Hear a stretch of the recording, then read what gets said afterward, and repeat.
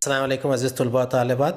जमात 12वीं की 5वीं नज़्म तेग़ दो पेकर में आपका इस्तक़बाल है। आपको हमारा वीडियो पसंद आए तो इसे लाइक कीजिए, शेयर कीजिए, हमारे चैनल को सब्सक्राइब कीजिए। इस वीडियो को आखिर तक देखिए। ये 5वीं नज़्म है तेग़ दो पेकर।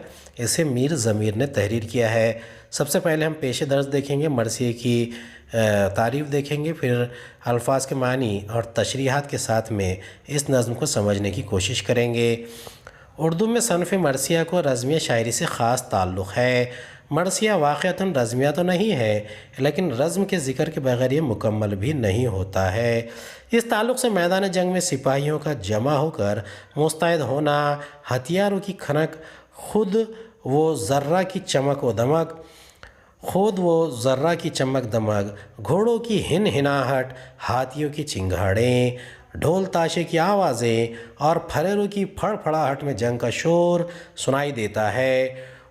दो जंगजुओं में रज़्म आराई के वक्त ख़ास तौर पर इनकी तलवारों की तेज़ी का बयान मरसिए का एक ख़ास इसलूब है। अनीस व दबीर से पहले मीर ज़मीर ने इस फ़न के बयान को नहायत खूबी से मरसिए में पेश किया है। 10वीं जमात में आप मरसिए के अज्जा और 9वीं जमात में करबलाई मरसिया और शख्सी मरसिए के ताल्लुक़ से मालूमात हासिल कर चुके हैं। पहले देखते हैं मरसिया क्या है। उर्दू में सिनफ़ मरसिया रज़मिया शायरी का एक ताल्लुक़ है, यानी जिसमें किसी के इंतकाल की बात बयान की जाती है या उसके अलावा उसमें और क़िस्में हैं, करबलाई मरसिया और शख्सी मरसिया। अब ये जो है एक रज़मिया मरसिया है। जान पहचान, शायर का असल नाम मीर मुज़फ़्फ़र हुसैन और तख़ल्लुस ज़मीर था। उनकी तारीख़ और मक़ाम पैदाइश के बारे में इख्तिलाफ़ पाया जाता है। 10 बरस की उम्र से इन्होंने शायरी का आगाज़ किया था और गज़ल कहने लगे थे। इस फ़न में इन्होंने मुसहफ़ी से इस्तिफ़ादा किया और उन्होंने मरसिया गोई में शोहरत हासिल की। मरसिए के अलावा मीर ज़मीर ने गज़लें, मसनवियाँ, क़सीदे, रुबाइयाँ और मुखम्मस भी लिखे हैं। नुस्ख़े मोहब्बत और मज़हरुल अजाइब इनकी अहम मसनवियाँ हैं। चहारदा बंद इनके 14 क़सायद का मजमुआ है। मरसिया गोई की इब्तिदा ज़मीर से बहुत पहले दक्कन में हो चुकी थी और लखनऊ वगैरह में भी इसे मकबूलियत हासिल हो रही थी, लेकिन ज़मीर ने मरसिए को तर्ज़ नौ अता किया, इसलिए ज़मीर को जदीद मरसिए का मौजिद माना जाता है। ज़मीर ने ख़ुद मरसिए में सरापा और जंग में सफ़ाराई के बयान को सबसे जुदा तर्ज कहा है। इनके मरसियों का ख़ास वसफ़ ये है कि इनमें बड़ी तवालत होती है। इसके अलावा इनमें अखलाकियात और दुनिया की बेसबाती के साथ ही मकामी रंग भी पाया जाता है। 1855 ईस्वी में लखनऊ में इनका इंतकाल हुआ। ज़ैल के मरसिए में ज़मीर ने हज़रत हुसैन रज़ियल्लाहु ताला अन्हु के साहिबज़ादे अली अकबर की बहादुरी और शुजाअत का ज़िक्र बड़े खूबसूरत अंदाज में किया है। इसमें उन्होंने इमाम हुसैन रज़ियल्लाहु ताला अन्हु की फ़ौज की तंजीम को बयान करके वाक़या निगारी की एक उम्दा मिसाल पेश की है। चलिए इस मरसिए को पढ़ेंगे और पढ़कर समझेंगे और कोशिश करेंगे कि बेहतर तरीक़े से इसके अल्फाज आपके जहन में समा जाए। अकबर ने जो ही मियान से तलवार को खींचा, इस तैग़ ने मैदान में दिखाया ये तमाशा, जो बर्क़ तड़प कर जो गई तासर आदा, गह सर को गहे हाथ को गह पाँव को काटा। टुकड़े तने कफ़ार के एक जा पे नहीं थे, टुकड़े तने कफ़ार के एक जा पे नहीं थे, था सर तो कहीं हाथ कहीं पाँव कहीं थे। तैग़ दो पेकर दो नोकों वाली तलवार। ये देखिए तैग़ दो पेकर ये हज़रत अली की तलवार को भी कहा जाता था। आदद की जमा यानी दुश्मन, गाह का मख़फ़फ़ यानी कभी कभी कहीं कहीं।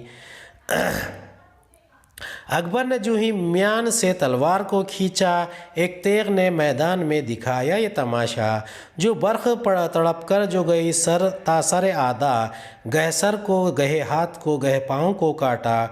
टुकड़े तने कुफ़ार के एक जा पे नहीं थी, था सर तो कहीं हाथ कहीं पाँव कहीं थे। यानी इसमें इस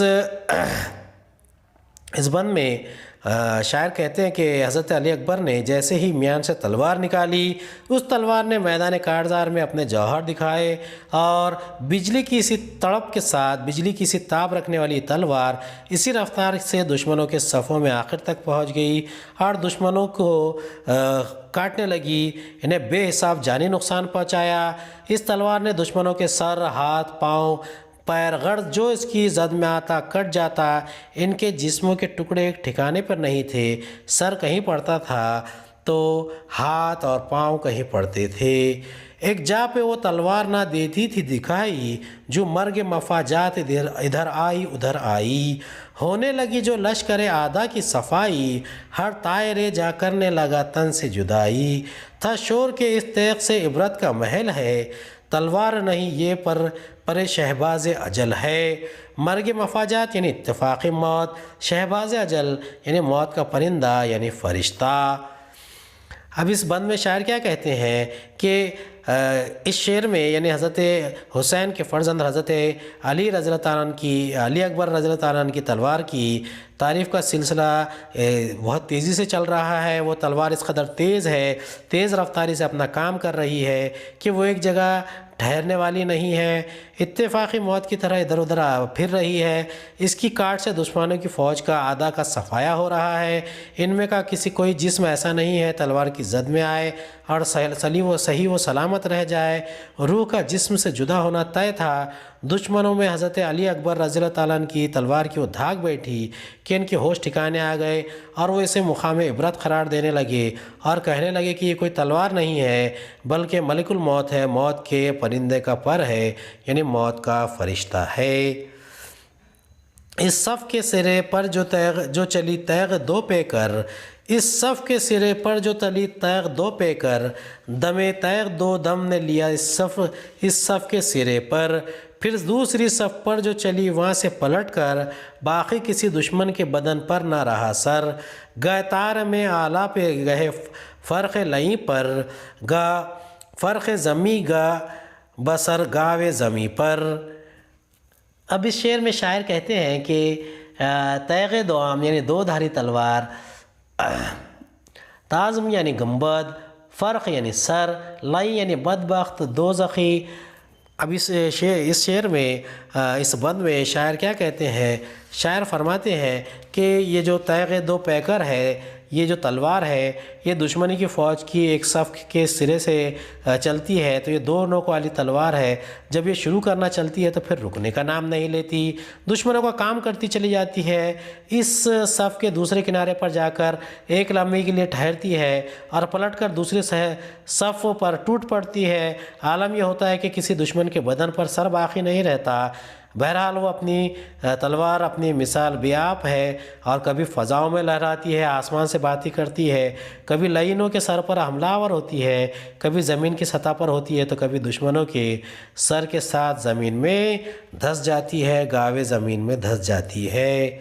شمشیر جو تھی رنگ میں الماس کی تمثال، مرجان کی تھی شاخ کے بس خون سے ہوئی لال، تیروں کے لعینوں کے تواتر پہ چلے بھال، مانند ذرا تھی سپرے ہاتھوں میں غربال، تھی چشم ذرا پوش شجاعت کے جو یل میں، ایک دم میں گرفتار ہوئے دام اجل میں۔ لئیں بدبخت دوزخی، غربال یعنی چھلنی، تمثال پیکر صورت، یل یعنی پہلوان، مرجان مونگا کو کہتے ہیں، چشم ذرہ پوش شجاعت کے جو یل میں، ایک دم میں گرفتار ہوئے دام اجل میں۔ دام اجل کسے کہتے ہیں؟ دام اجل یعنی کہ موت کے منہ میں چلا جانا۔ شمشیر جو تھی رنگ میں الماس کی تمثال، شاعر کہتے ہیں کہ حضرت علی اکبر رضی اللہ تعالیٰ عنہ کی تلوار کو الماس یعنی ہیرے کی طرح ہے، اور ہیرا چمکدار بھی ہوتا ہے اور شیشے کی طرح صاف و شفاف ہوتا ہے، لیکن شیشے کو کاٹنے کے لیے ہیرے کا کام، ہیرے وغیرہ کو کاٹنے کے لیے استعمال ہوتا ہے۔ اس تابدار تلوار سے اتنے دشمن مارے گئے کہ ان کے خون سے وہ مرجان کی شاخ کی مانند سرخ ہو گئی ہے۔ دشمنوں کے تیروں کے تسلسل کو بھال و تیر کی نوک سے روکا جا رہا تھا، اور اس وقت حضرت علی اکبر رضی اللہ تعالیٰ عنہ کے پاس دشمنوں کے حملوں کو روکنے کے لیے بہت سے اقسام کے ہتھیار نہیں تھے، ذرہ بختر وغیرہ تو بالکل ہی نہیں تھے، ڈھالیں یعنی سپرے ذرہ کی مانند تھی، یعنی وہ ذرہ کا کام کر رہی تھی، جبکہ تلوار کے چلانے کے زور سے ہاتھ زخمی ہو کر چھلنی یعنی غروال ہو گئے تھے۔ بہرحال اسی حالت میں وہ ہتھیاروں سے لیس دشمنوں کو سامنا کر رہے تھے۔ صورتحال یہ تھی کہ دشمن فوج کے وہ پہلوان جو اپنی بہادری کے لیے مشہور تھے، وہ اپنے جسم کو یہاں تک کہ اپنے سروں اور آنکھوں کو بھی ذرہ سے محفوظ بنائے ہوئے تھے، اور یہ حضرت علی اکبر رضی اللہ تعالیٰ عنہ کی تلوار کی زد میں آتے تو ایک پل میں موت کے منہ میں چلے جاتے، موت کے دام میں پھنس جاتے۔ وہ تیغ بلندی سے جو آتی ہے سوئے پستی، وہ تیغ بلندی سے جو آتی ہے سوئے پستی میں جلا دیتی تھی وہ خرمن ہستی کی نہ باقی رہی نہ مردوں کو مستی انہیں پر خواب اجل کی ہوئی پستی۔ جس طرح سے گرتی تھی وہ انبوہ کے اوپر، بجلی بھی پڑپ کر نہ گرے کوہ کے اوپر۔ خرمن ہستی مراد زندگی، انبوہ یعنی ہجوم، دم لینا، ٹھہرنا، سانس لینا، تماشا، نظارہ۔ گاوے زمیں قدیم خیال کے مطابق وہ بیل جس کی ایک سینگ پر زمین رکھی ہوئی ہے، الماس رنگ یعنی ہیرے کے صاف رکھنے والا، چمکنے والا، دام یعنی جال، سو یعنی جانب، طرف، ہر طرف۔ گاہ بیل کو بھی کہتے ہیں، محل، موقع، مقام، عبرت، نصیحت کو بھی کہتے ہیں۔ وہ تیغ بلندی سے جو آتی سوئے پستی میں جلا دیتی تھی وہ خرمن ہستی کی نہ باقی رہی نہ مردوں کو مستی انہیں پر خواب اجل کی ہوئی پستی۔ جس طرح سے گرتی تھی وہ انبوہ کے اوپر، بجلی بھی تڑپ کر نہ گرے کوہ کے اوپر۔ اس بند میں شاعر کہتے ہیں کہ تیغ دو پیکر تیغ دم جب بلندی سے نیچے کی طرف آتی ہے تو پستی میں موجود دشمنوں کے وجود کو ختم کر دیتی ہے، اور ان نامردوں یعنی دشمنوں کے وجود کا سارا جوش سرد ہو جاتا ہے، اور ان کا سارا غرور موت کے خواب میں مبتلا ہو کر رہ جاتا ہے، یعنی موت کے آغوش میں پہنچ جاتا ہے۔ وہ تلوار اس تیزی سے تباہ کن انداز میں دشمنوں کی بھیڑ پر گرتی ہے کہ ایک بھی اپنی جان کو بچا نہیں پاتا۔ اس بھیڑ کی حالت اس پہاڑ سے بھی زیادہ خراب ہو گئی ہے جس پر بجلی گری تھی۔ یہاں کوہ طور کی جانب اشارہ ہے، جو حضرت موسیٰ علیہ السلام نے جب اللہ سبحانہ تعالیٰ سے دیدار کی طلب کی تھی تو اللہ سبحانہ تعالیٰ نے وہاں پر تجلی دی تھی۔ وہاں پر ایک بہت ہی مشہور شعر علامہ اقبال کا یاد آتا ہے، وہ تجلی تھی کلیم طور سینہ کے لیے۔ کلیم یعنی کلیم اللہ یعنی حضرت موسیٰ علیہ السلام کے لیے اللہ سبحانہ تعالیٰ نے اپنی تجلی دی تھی۔ وہ تیغ بلندی سے جو آتی ہوئی پستی میں جلا دیتی تھی وہ خرمن ہستی کے نہ باقی رہی نہ مردوں کو مستی انہیں پر خواب اجل کی ہوئی پستی۔ جس طرح سے گرتی تھی وہ انبوہ کے اوپر، بجلی بھی تڑپ کر نہ گرے کوہ کے اوپر، یعنی کوہ کے اوپر بجلی کا تڑپ کر گرنا مثال ایسا ہی ہے جیسے کہ بجلی کسی پہاڑ پر گرتی ہے۔ یہاں پر دشمنوں کی بھیڑ کو کاٹتے ہوئے تلوار چل رہی ہے۔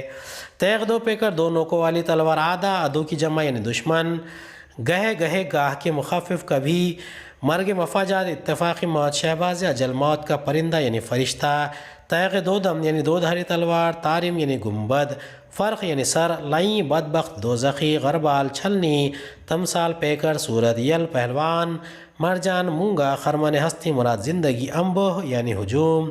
امید ہے آپ کو ہمارا ویڈیو پسند آیا ہوگا۔ اگلے ویڈیو میں دوبارہ ملاقات ہوگی۔ خدا حافظ۔